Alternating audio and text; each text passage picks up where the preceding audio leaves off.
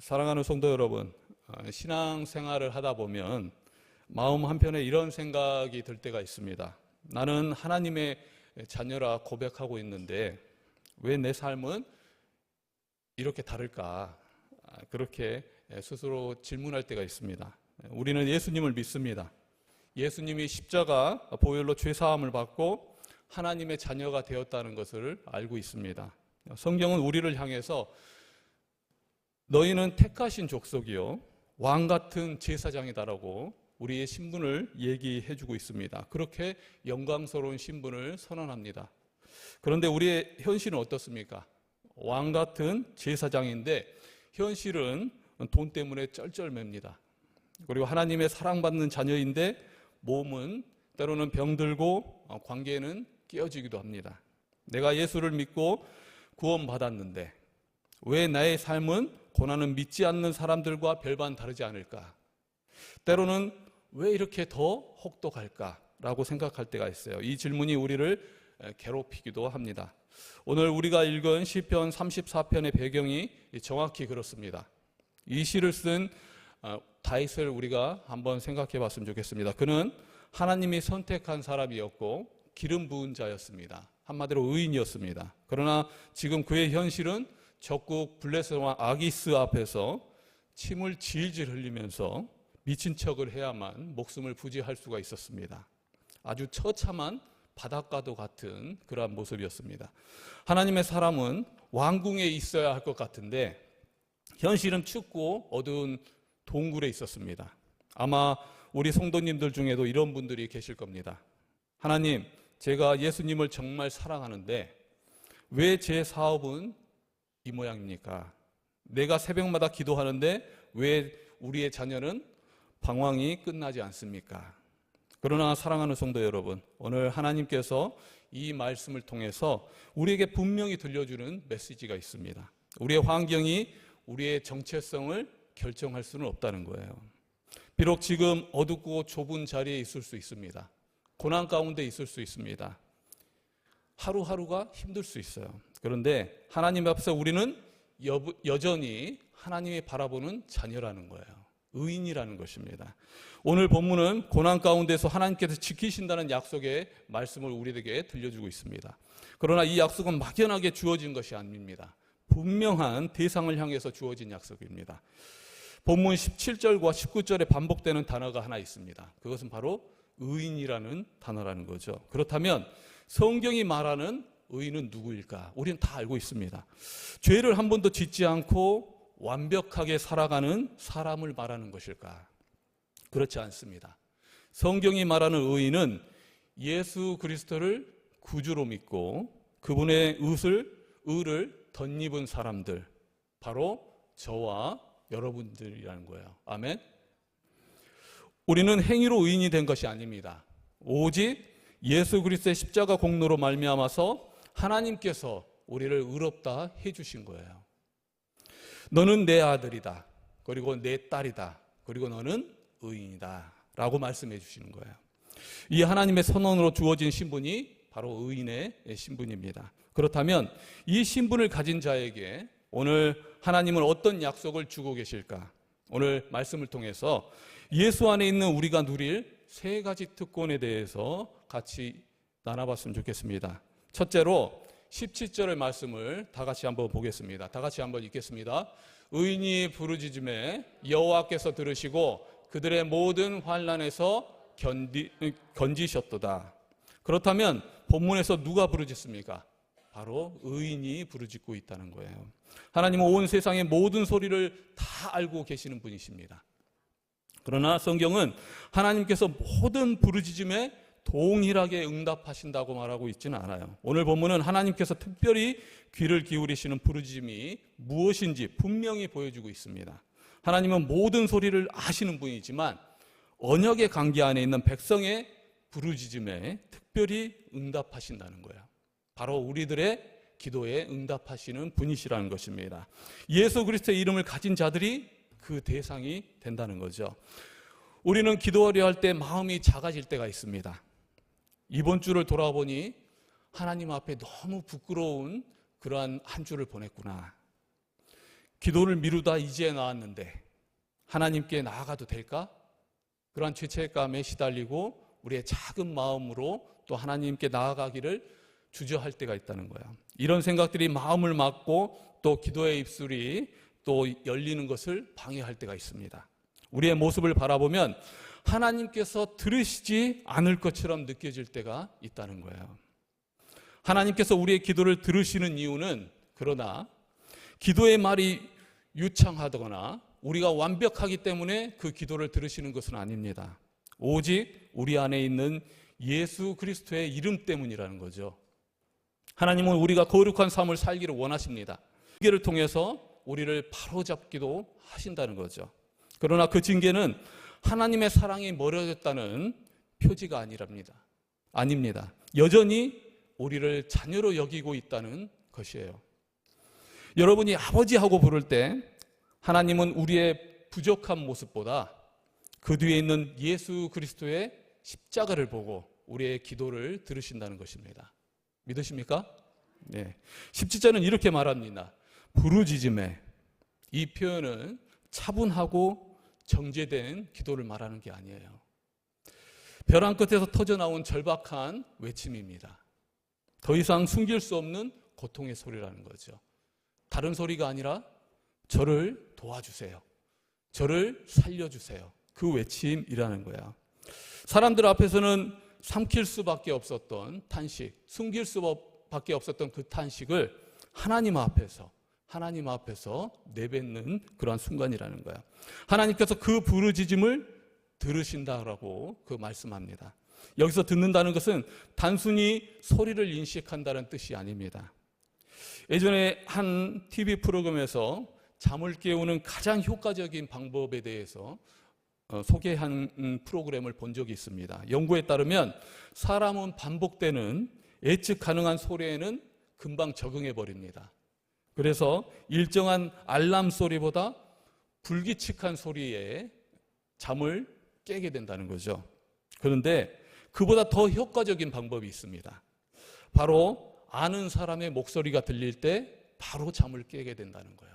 근데 가장 잠을 깨우게 하는 것은 특별히 아이를 둔 부모에게는 수많은 소리 중에서 아이의 울음소리가 단번에 잠을 깨우게 한다는 거예요. 우리는 길을 가다 보면 모르는 사람이 소리를 지르면 우리는 시끄럽네 하고 지나칩니다. 그러나 내 자식이 밖에서 악 하는 소리 그 한마디만 들어도 신발을 벗고 뛰어간다는 거죠. 부모는 신발도 챙기지 못한 채 맨발로 그 소리 한마디에 뛰어가게 되어 있다는 거예요. 이유는 단 하나입니다. 자식이기 때문이라는 거예요. 자녀이기 때문이라는 거예요. 하나님도 마찬가지입니다. 우리의 부르짖는 소리에 들으실 수밖에 없는 것은 우리들이 그 하나님의 좋으신 하나님의 자녀들이기 때문이라는 거예요. 하나님께서 우리의 기도를 들으셨다는 말의 뜻이 바로 이거라는 거죠. 우리의 부르짖음은 수많은 소리 가운데 섞여지는 그러한 소음과 같은 것이 아닙니다. 하나님의 귀에 우리의 기도는 자녀의 그 외침이라는 거예요. 그렇기 때문에 그 소리를 듣고 분명히 응답하신다는 거죠. 사랑하는 성도 여러분, 오늘 이 밤에 우리가 담대할 수 있는 이유가 여기에 있습니다. 우리의 형편이 아무리 무너져 보일지라도, 그리고 지금 예수 그리스도를 믿고 있다면 우리는 하나님 앞에서 외면당한 존재가 아닙니다. 하나님은 자기 자녀의 작은 신음과 깊은 한숨까지도 가볍게 넘기지 않는 분이시라는 거예요. 때로는 사탄은 우리 마음에 이렇게 말합니다. 지금 내 모습을 보아라. 너는 너무 큰 죄인이지 않니?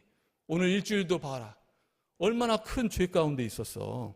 하나님께서 내 기도를 들으시겠니? 그때 우리는 흔들리는 감정이 아니라 복음의 진리로 응답해야 된다는 거예요. 예수 그리스도께서는 그 피로 우리를 의롭게 해주셨고 자격은 내게 있지 않지만 공로는 예수 그리스도께 있습니다.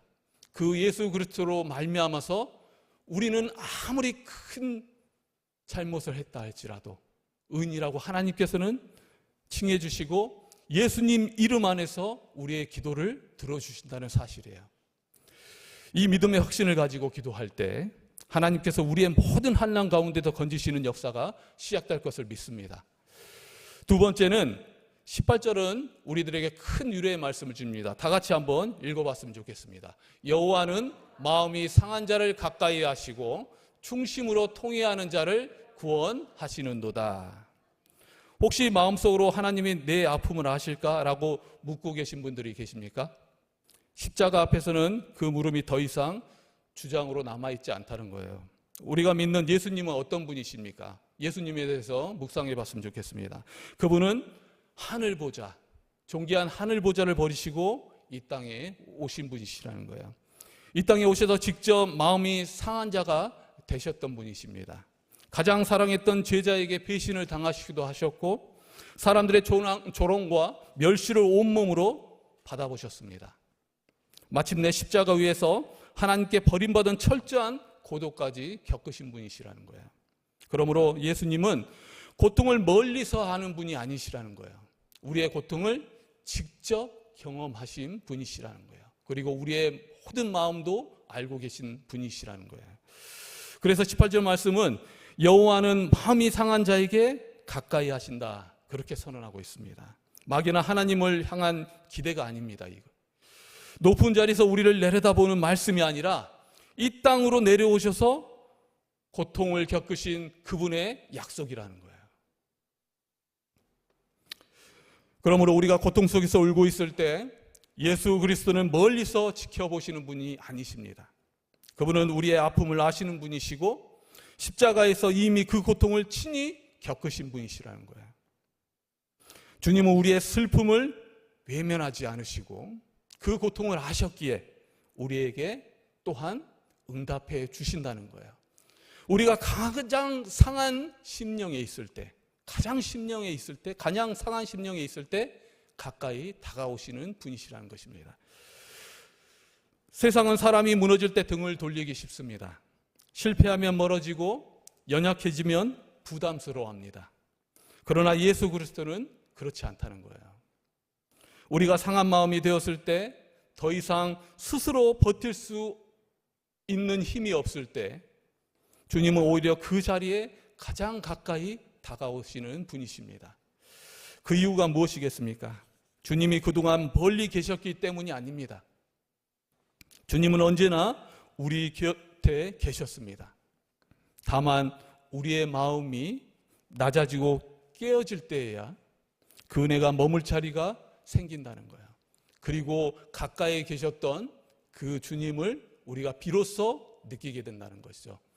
주님은 언제나 우리의 가까이 계셨고 우리에게 다가오기를 원하셨고 또한 가까이 그 마음을 우리들에게 알려주기 위해서 말씀하고 계신다는 거예요.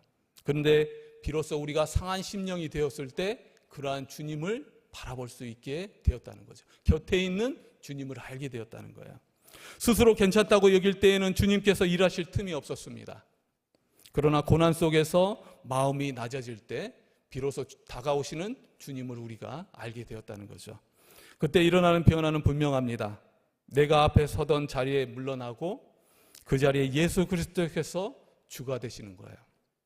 성경이 말하는 은혜의 역사가 시작되는 것입니다. 사랑하는 성도 여러분, 지금 마음의 고통이 너무 깊어 감당하기 어렵습니까? 그 아픔을 그대로 안고 십자가 앞으로 나아가시기 바랍니다. 분명히 거기에 주님께서 계시다는 것을 알게 될 것입니다. 상처를 아시는 주님이시고 우리의 연약함을 몸소 겪으신 주님이시라는 거예요. 그리고 그분께서는 우리를 어루만져 주시고 그 상한 심령 가운데 힘을 불어넣기를 원하시는 분이시라는 거죠. 우리가 찢어지고 낮아진 그 마음의 자리가 역설적으로 주님을 가장 깊이 만나는 은혜의 자리임을 더욱더 우리가 깨닫고 나가는 우리가 모두가 되기를 소망합니다.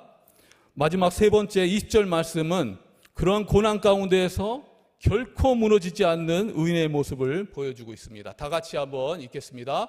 그의 모든 뼈를 보호하시며 그 중에서 하나도 꺾이지 아니하도다.